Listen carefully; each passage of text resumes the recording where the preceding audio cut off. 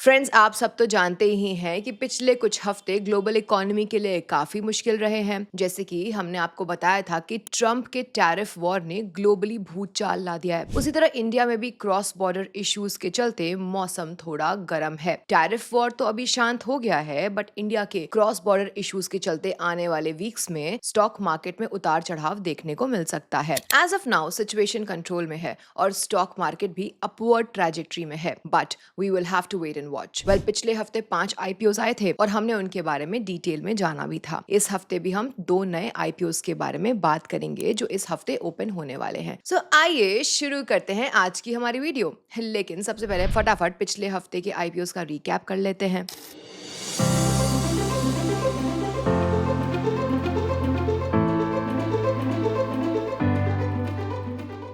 तो आज का पहला रिकैप कंपनी है Shreeji DLM Limited. Friends, Shreeji DLM Private Limited जो 2005 में श्रीजी एंटरप्राइजेस प्राइवेट लिमिटेड के नाम से शुरू हुई थी, ने अपनी जर्नी प्लास्टिक मोल्डिंग्स से स्टार्ट की थी, मेनली कंज्यूमर ड्यूरेबल्स के लिए। 2013 तक कंपनी ने होम अप्लायंस मोल्डिंग्स में डाइवर्सिफाई किया और एडवांस इंजेक्शन मोल्डिंग मशीन्स लगा करके अपने कैपेसिटी भी बूस्ट की। आज श्रीजी डीएलएम एक डिजाइन लेड मैन्युफैक्चरिंग और असेंबली सर्विसेज प्रोवाइडर है जो plastic injection moulding, tool room and die making, mobile phone सब असेंबली और पॉलीमर कंपाउंडिंग एंड ट्रेडिंग जैसे एरियाज में काम करती है। Company consumer durables, home appliances, automotive components और इलेक्ट्रॉनिक्स इंडस्ट्रीज के लिए हाई क्वालिटी और कॉस्ट इफेक्टिव सॉल्यूशंस प्रोवाइड करती है, मेनली टॉप ओईएम्स के साथ काम करके। इनके मेजर बिजनेस वर्टिकल्स में plastic injection moulding and assembly, tool room and die manufacturing, cellular phone assembly and moulding और पॉलीमर कंपाउंडिंग एंड ट्रेडिंग शामिल है। चलिए अब नजर डालते हैं कंपनी के आईपीओ के हाइलाइट्स पे। अगर इसके 16.98 करोड़ रुपीस के आईपीओ की बात करें तो इसका अलॉटमेंट 8 मई 2025 को फाइनलाइज हुआ था। कंपनी बीएसई एसएमई पर 12 मई 2025 को लिस्ट होगी। कंपनी के शेयर्स को टोटल 490.10 टाइम सब्सक्राइब किया गया है। इसका price IPO price band 99 rupees per share fix किया गया है। तो चलिए अब चलते हैं हमारी दूसरी कंपनी की ओर, जो कि है Manoj jewellers limited. Friends, Manoj jewellers limited gold और डायमंड ज्वेलरी के बिजनेस में इन्वॉल्व है। कंपनी 22 कैरेट गोल्ड ज्वेलरी का वाइड कलेक्शन प्रोवाइड करती है, जिसमें earrings, rings, necklaces, bracelets, pendants और वेडिंग ज्वेलरी जैसे ऑप्शंस शामिल हैं। मनोज ज्वेलर्स क्वालिटी को लेकर के काफी स्ट्रिक्ट है, इसलिए बीआईएस हॉलमार्किंग के साथ हर पीस की प्योरिटी इंश्योर की जाती है। इनके पास सिल्वर ज्वेलरी भी मिलती है, इयररिंग्स, रिंग्स, ब्रेसलेट्स, पेंडेंट्स और चेन्स के फॉर्म में। गोल्ड कॉइन्स भी अलग अलग वेट्स में अवेलेबल हैं, जैसे 8 ग्राम कॉइन्स। आईपीओ की तरफ देखें तो इनका 16.2 करोड़ रुपीस का 100% फ्रेश इशू 5 मई से 7 मई 2025 तक ओपन था। प्राइस बैंड 54 रुपीस रखा गया है। कंपनी बीएसई एसएमई पर 12 मई 2025 को लिस्ट होगी। कंपनी के शेयर्स को 1.14 टाइम्स सब्सक्राइब किया गया है। अब नजर डालते हैं केनरिक इंडस्ट्रीज लिमिटेड। केनरिक इंडस्ट्रीज लिमिटेड जो 2017 में इनकॉर्पोरेट हुई थी, ट्रेडिशनल इंडियन ज्वेलरी के डिजाइन और डिस्ट्रीब्यूशन में काम करती है। कंपनी हैंडमेड गोल्ड ज्वेलरी बनाती है जो डायमंड्स, रूबीज और क्यूबिक जिरकोनिया जैसे प्रेशियस और सेमी प्रेशियस स्टोन्स से स्टार्टेड होती है। केनरिक के पास काफी वाइड प्रोडक्ट रेंज है, जैसे rings, earrings, armlets, pendants, nose rings, bracelets, chains, necklaces, bangles, watches, luxury items और वेडिंग ज्वेलरी। ये सब प्रोडक्ट्स कस्टमर के स्पेसिफिक रिक्वायरमेंट्स के हिसाब से बनाए जाते हैं और अहमदाबाद, गुजरात वाले फैसिलिटी में जॉब वर्क बेसिस पे मैन्युफैक्चर होते हैं। कंपनी अभी B2B मॉडल पे ऑपरेट करती है और हाई एंड से लेके मिड मार्केट और वैल्यू सेगमेंट तक के क्लाइंट्स को केटर करती है। Company quality control, inventory management और बिजनेस डेवलपमेंट पे स्ट्रॉन्ग फोकस रखती है और सभी ज्वेलरी BIS हॉलमार्क सर्टिफाइड है, जो प्योरिटी का अश्योरेंस देती है। अगर आईपीओ की बात करें तो इनका 8.75 करोड़ रुपीस का 100% फ्रेश इशू 29 अप्रैल से 6 मई 2025 तक ओपन था। प्राइस बैंड 25 रुपए रखा गया है। कंपनी बीएसई एसएमई पर 9 मई 2025 को लिस्ट हो चुकी है। कंपनी के शेयर्स को 2 टाइम्स सब्सक्राइब किया गया है। अब देखते हैं इस रिकैप की लास्ट कंपनी को, जो कि है Arunaya organics limited. Friends, Arunaya organics limited speciality dyes और इंटरमीडिएट्स बनाने और एक्सपोर्ट करने का काम करती है। कंपनी ने कई इंडस्ट्रीज जैसे टेक्सटाइल्स, पेंट्स, प्लास्टिक्स, माइनिंग और फूड प्रोसेसिंग में हाई क्वालिटी केमिकल प्रोडक्ट्स देने के लिए अपना एक स्ट्रॉन्ग नाम बना लिया है। इनके प्रोडक्ट्स अलग अलग फॉर्म्स में मिलते हैं, जैसे कि स्टैंडर्डाइज्ड स्प्रे ड्राइड और tray dried powders, granules, crude, reverse osmosis treated products और सॉल्ट फ्री वेरिएंट्स। कंपनी का मैन्युफैक्चरिंग यूनिट अहमदाबाद, गुजरात के नरोडा GIDC एस्टेट में लोकेटेड है, जहां पर लगभग 30 मेट्रिक टन की एनुअल प्रोडक्शन कैपेसिटी है। आईपीओ की तरफ देखें तो इनका 33.99 करोड़ रुपीस का बुक बिल्डिंग इशू है, जिसमें 30.51 करोड़ रुपीस के fresh issue shares, 3.48 crore rupees के offer offer for sale shares हैं। आईपीओ 29 अप्रैल से 2 मई 2025 तक ओपन था। कंपनी एनएससी एसएमई पर 7 मई 2025 को लिस्ट हो चुकी है। कंपनी के शेयर्स को टोटल 2.53 टाइम्स सब्सक्राइब किया गया है। इसका आईपीओ प्राइस 58 रुपीज पे रखा गया है, लेकिन कंपनी के शेयर्स 30.1 रुपीज पे लिस्ट हुए, जो कि 48% का रिडक्शन या डिस्काउंट दिखाता है। कह सकते हैं कि कंपनी का मार्केट डेब्यू नेगेटिव रहा। तो फ्रेंड्स, पिछले हफ्ते के आईपीओ जो क्लोज हुए थे, हम उनके बारे में तो जान चुके हैं। चले अब देखते हैं कि इन्हें कैसा रिस्पॉन्स मिला है in terms of subscription and listing gains. तो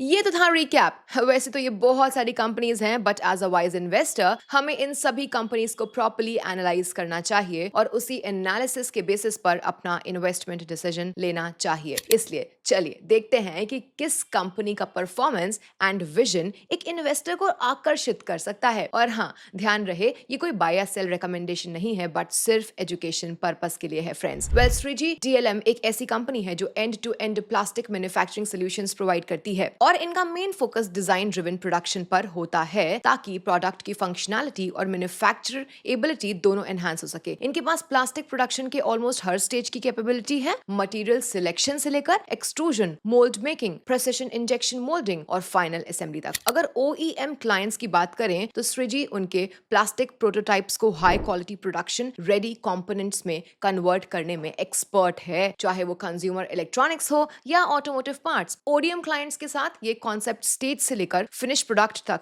क्लोजली काम करते हैं, जिससे डिजाइन और मैन्युफैक्चरिंग प्रोसेस का स्मूथ इंटीग्रेशन हो पाए। डिजाइन लेड मैन्युफैक्चरिंग श्रीजी के कोर ऑफरिंग्स का मेन हिस्सा है, स्पेशली जब बात होम अप्लायंसेस जैसे कि व्हाइट गुड्स, इलेक्ट्रिकल कंपोनेंट्स और ऑटोमोटिव एप्लीकेशंस की होती है। इंजेक्शन मोल्डिंग के सॉलिड फाउंडेशन के साथ साथ उन्होंने डाई डिजाइन और टेस्टिंग, पॉलीमर कंपाउंडिंग और असेंबली जैसे एरियाज में भी अपने ऑपरेशंस को एक्सपैंड किया है। बेसिकली श्रीजी एक ही छत के नीचे पूरा इंटीग्रेटेड प्लास्टिक मैन्युफैक्चरिंग सॉल्यूशन देता है। कंपनी अपने बिजनेस सेगमेंट्स को 4 पार्ट्स में क्लासिफाई करती है। चलिए देखते हैं कंपनी ने फाइनेंशियली कैसा परफॉर्म किया है in the past few years. Shreeji की फाइनेंशियल परफॉर्मेंस को देखा जाए तो पिछले कुछ सालों में काफी स्टेबल और कंसिस्टेंट ग्रोथ दिख रही है। अगर दिसंबर 2024 तक के नंबर्स देखें तो उनका revenue from operations 54.34 crore rupees तक पहुंच गया, जो FY23 में 54.42 करोड़ था, FY22 में 47.14 करोड़। यानी कंपनी ने सिर्फ दिसंबर 2024 तक FY23 के रेवेन्यू को जनरेट कर लिया, जो कि एक पॉजिटिव साइन है। ओवरऑल कह सकते हैं कि कंपनी ने स्टेबल परफॉर्मेंस दिया है। EBITDA भी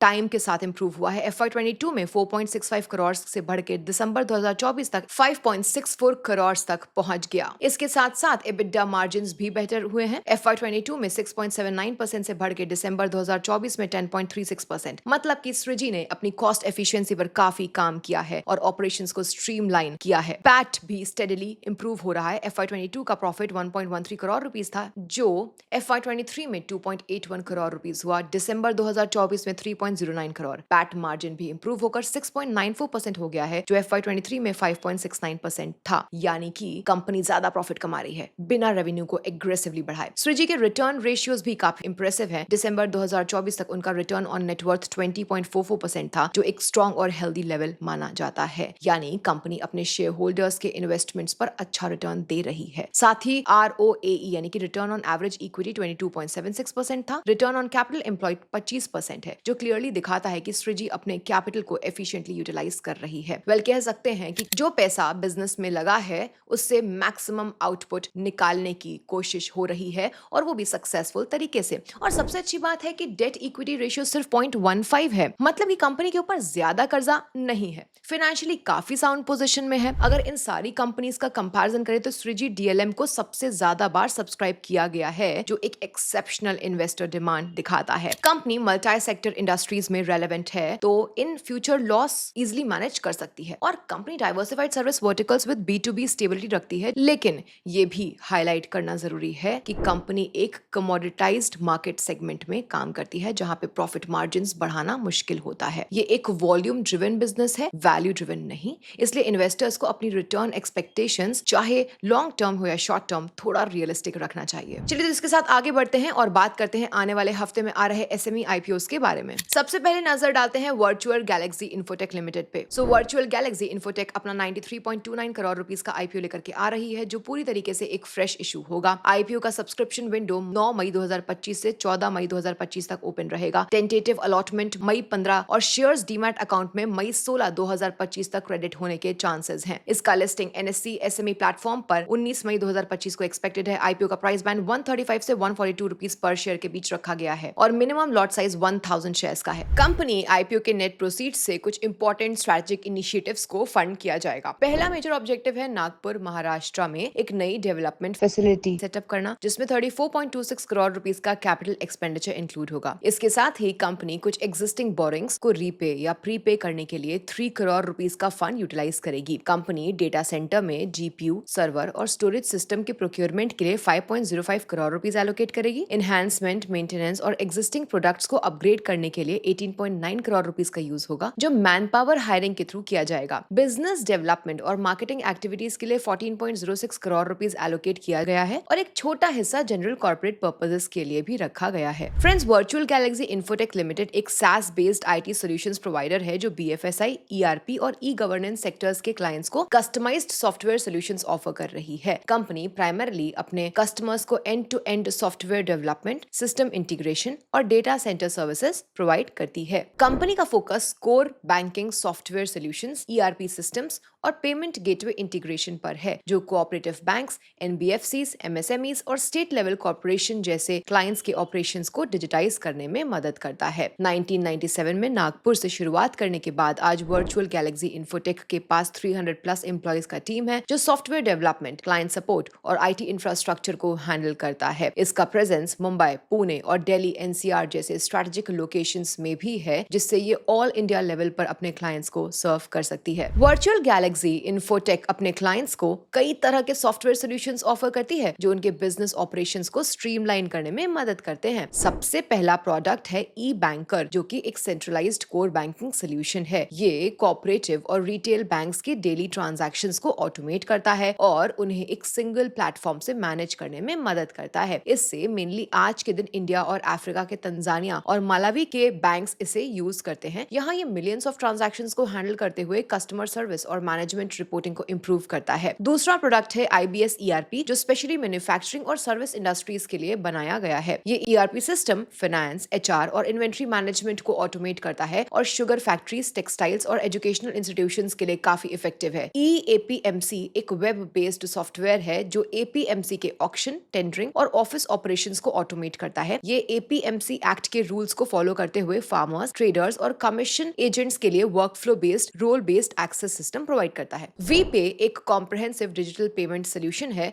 जो कैशलेस ट्रांजैक्शंस को सिंप्लीफाई करता है। ये एक कंसोलिडेटेड प्लेटफॉर्म है, जो यूपीआई, आधार पे, माइक्रो एटीएम्स और डीएमटी के साथ बीबीपीएस, टिकटिंग, इंश्योरेंस और म्यूचुअल फंड्स जैसे पेमेंट चैनल्स को सपोर्ट करता है। वीएसओसी एक नेटवर्क कनेक्टिविटी और मैनेज्ड सर्विसेज सोल्यूशन है, जो आईटी सिस्टम्स को सिक्योर और एफिशिएंट बनाने में मदद करता है, ताकि क्लाइंट्स अपने कोर बिजनेस पर फोकस कर सकें। ई ऑटोप्सी एक स्पेशलाइज्ड ऑटोमेशन सॉफ्टवेयर है, जो हॉस्पिटल्स के पोस्टमार्टम डिपार्टमेंट के ऑपरेशंस को स्ट्रीमलाइन करने के लिए डिजाइन किया गया है। एलओएस लोन ओरिजिनेशन सिस्टम एक कंप्लीट लोन मैनेजमेंट सोल्यूशन है, जो लोन एप्लीकेशंस को प्रोसेस करने, केवाईसी वेरिफिकेशन, डिसबर्समेंट और डॉक्यूमेंटेशन को स्ट्रीमलाइन करने में मदद करता है। कंपनी के major clients cooperative banks, state level corporations, NBFCs और एमएसएमईज हैं, जो अपने एग्जिस्टिंग ऑपरेशंस को डिजिटल प्लेटफॉर्म्स पर शिफ्ट कर रहे हैं। इनका क्लाइंटेल मल्टीपल सेक्टर्स में स्प्रेड है, जिसमें BFSI, manufacturing, textiles, sugar factories, APMCs और लॉजिस्टिक्स इंडस्ट्रीज शामिल हैं। ये डाइवर्सिफाइड क्लाइंट बेस कंपनी को स्टेबल रेवेन्यू स्ट्रीम जनरेट करने में मदद करता है। और तो और कंपनी अपने सॉल्यूशंस को कस्टमाइज्ड करने पर फोकस करती है, जिससे हर क्लाइंट अपने स्पेसिफिक ऑपरेशनल नीड्स के हिसाब से सॉफ्टवेयर सॉल्यूशंस को अडेप्ट कर सके। अब चलिए कुछ इंपॉर्टेंट पॉइंट्स को देख लेते हैं, जो कि कंपनी के बारे में आपको ध्यान में रखना चाहिए। फ्रेंड्स, वर्चुअल गैलेक्सी इन्फोटेक के लिए सबसे बड़ा रिस्क है कि उनका रेवेन्यू मेजरली ई बैंकर प्रोडक्ट पर डिपेंडेंट है। दिसंबर 2024 तक ई बैंकर से रेवेन्यू 79.56 करोड़ रुपीस तक पहुंचा। टोटल रेवेन्यू का 78.58% था। पिछले फाइनेंशियल ईयर्स में भी ये कॉन्सेंट्रेशन कंसिस्टेंटली हाई रही। FY24 में 42.1 करोड़, जो कि हुआ 68.5%, FY23 में 38.01 करोड़ 65% और FY22 में 27.5 करोड़, जो हुआ 64.54%। अगर किसी भी वजह से ई बैंकर के मेजर क्लाइंट्स छोड़कर चले जाते हैं या प्रोडक्ट डिमांड में गिरावट आती है, तो कंपनी के ओवरऑल फाइनेंशियल्स पर सिग्निफिकेंट इंपैक्ट पड़ सकता है। दूसरा सिग्निफिकेंट रिस्क रिस्क कंपनी के क्लाइंट कॉन्सेंट्रेशन से जुड़ा है। दिसंबर 2024 तक टॉप 5 क्लाइंट्स ने कंपनी के रेवेन्यू का 69.19% कंट्रीब्यूट किया, जो अप्रोक्सीमेटली 70.05 करोड़ रुपीस पे है। टॉप 10 क्लाइंट्स कंट्रीब्यूशन 81.14% रहा, जो 82.14 करोड़ रुपीस के आसपास है। टॉप 20 क्लाइंट्स का कंट्रीब्यूशन 93.61% तक था, जो 94.72 करोड़ रुपीस तक पहुंच गया है। मतलब कि कंपनी के फाइनेंशियल्स ना कुछ ही बड़े क्लाइंट्स पर हेवीली डिपेंडेंट हैं। अगर इनमें से कोई क्लाइंट चला जाए या पेमेंट टर्म्स डिले हो जाए या बिजनेस कम हो जाए तो कंपनी के कैश फ्लो और प्रॉफिटेबिलिटी पे सीधा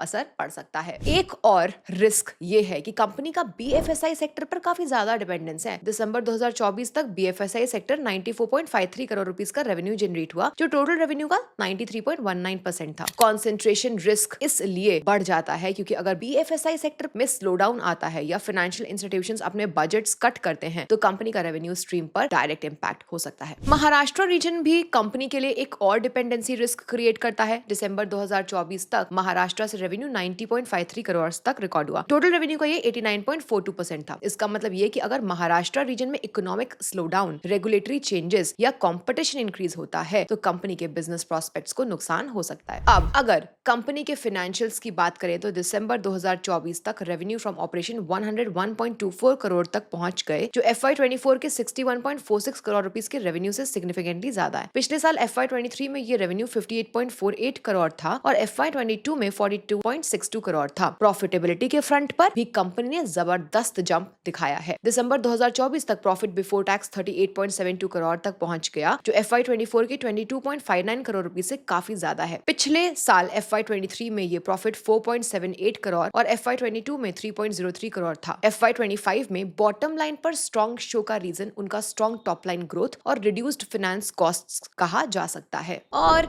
ये चीज हमें उनके लॉन्ग टर्म बोरिंग्स को देखने से भी पता चल रही है। तो चलिए अब नजर डालते हैं एक्रीशन फार्मास्यूटिकल्स लिमिटेड पर। सो फ्रेंड्स, एक्रीशन फार्मास्यूटिकल्स अपना 29.75 करोड़ रुपीस का आईपीओ ला रही है, जो पूरी तरह से एक फ्रेश इशू होगा। आईपीओ का सब्सक्रिप्शन विंडो मई 14 से मई 16 2025 तक ओपन रहेगा। टेंटेटिव अलॉटमेंट मई 19 को और शेयर्स डीमैट अकाउंट में 20 मई 2025 तक क्रेडिट होने के चांसेस हैं। इसका लिस्टिंग एनएससी एसएमई प्लेटफॉर्म पर मई 21 2025 को एक्सपेक्टेड है। आईपीओ का इशू प्राइस 101 रुपीस पर रखा गया है और मिनिमम लॉट साइज 1200 शेयर्स का है। एक्रीशन फार्मास्यूटिकल्स अपने आईपीओ प्रोसीड्स को प्राइमरीली बिजनेस एक्सपेंशन और ऑपरेशनल एफिशिएंसी को बूस्ट करने में डिप्लॉय करने वाली है। इसका पहला मेजर ऑब्जेक्टिव 2.69 करोड़ रुपीस का इन्वेस्टमेंट नई मशीनरीज और इक्विपमेंट के प्रोक्योरमेंट पर करना है, जिससे प्रोडक्शन कैपेबिलिटीज को एनहांस किया जा सके। दूसरा फोकस एरिया कंपनी का अपने एग्जिस्टिंग मैन्युफैक्चरिंग फैसिलिटी का अपग्रेडेशन और एक्सपेंशन है, जिसमें 4.65 करोड़ रुपीस का एक्सपेंडिचर प्लान किया गया है। इसका ऑब्जेक्टिव मैन्युफैक्चरिंग कैपेसिटी को बढ़ाना और ऑपरेशनल एफिशिएंसीज को इंप्रूव करना है। इसके अलावा कंपनी अपने कुछ एग्जिस्टिंग बोरिंग्स को 99.17 लाख रुपीस के रीपेमेंट के जरिए कम करने का प्लान कर रही है, जो इंटरेस्ट बर्डन को रिड्यूस करने में मदद करेगा। ऑपरेशनल लिक्विडिटी को स्ट्रेंथन करने के लिए 14.68 करोड़ रुपीस का एलोकेशन वर्किंग कैपिटल नीड्स के लिए रखा गया है। साथ ही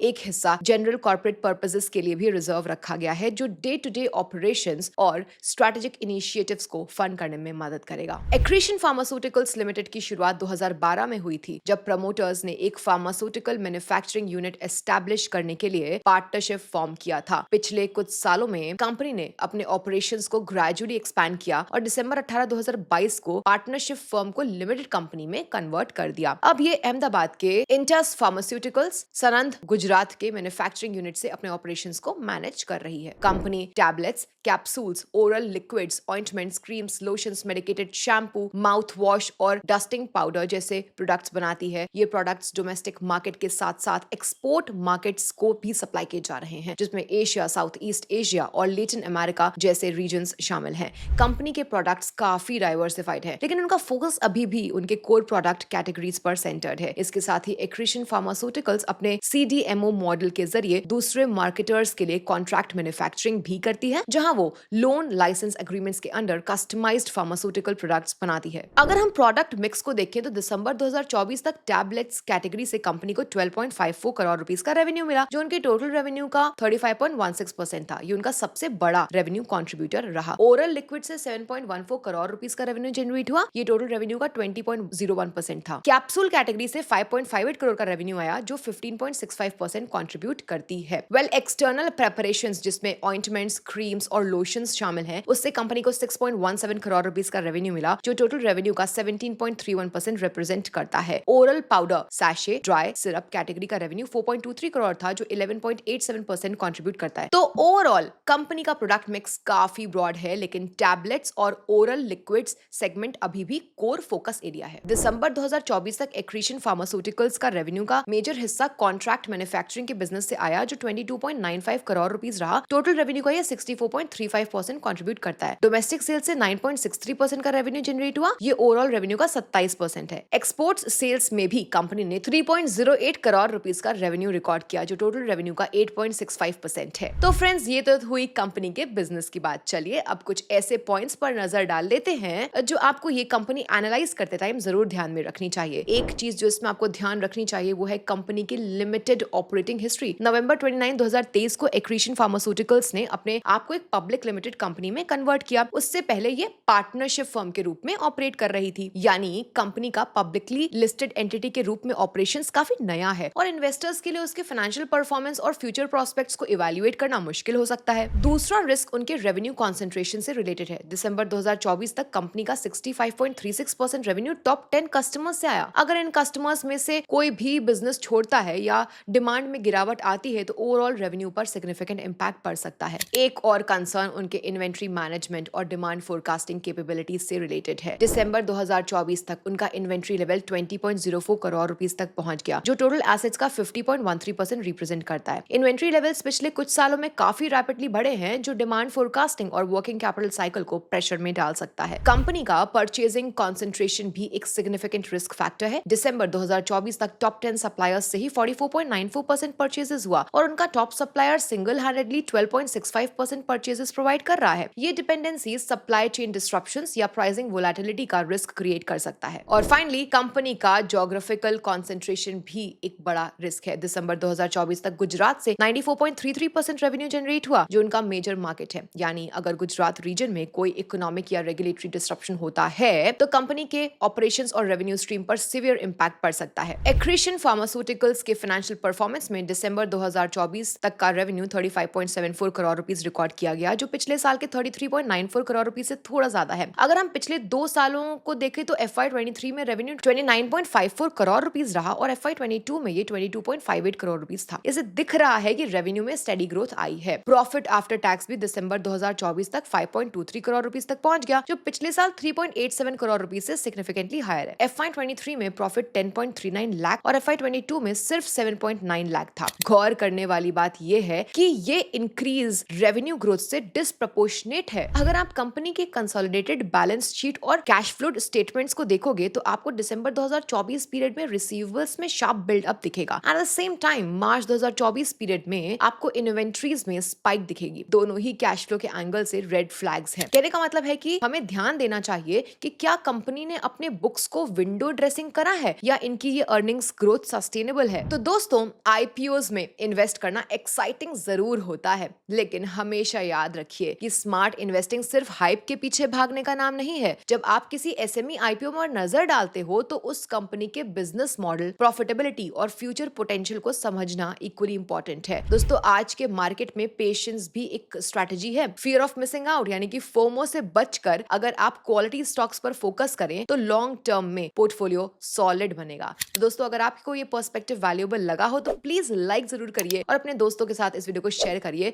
जो आईपीओज में इन्वेस्ट करने का सोच रहे हो। ऐसे और भी ग्राउंडेड एनालिसिस के लिए चैनल को सब्सक्राइब करना मत भूलिएगा। अपना फीडबैक और क्वेश्चंस नीचे कमेंट्स में लिखना मत भूलिएगा। जल्दी मिलती हूँ आपसे नए अपडेट के साथ।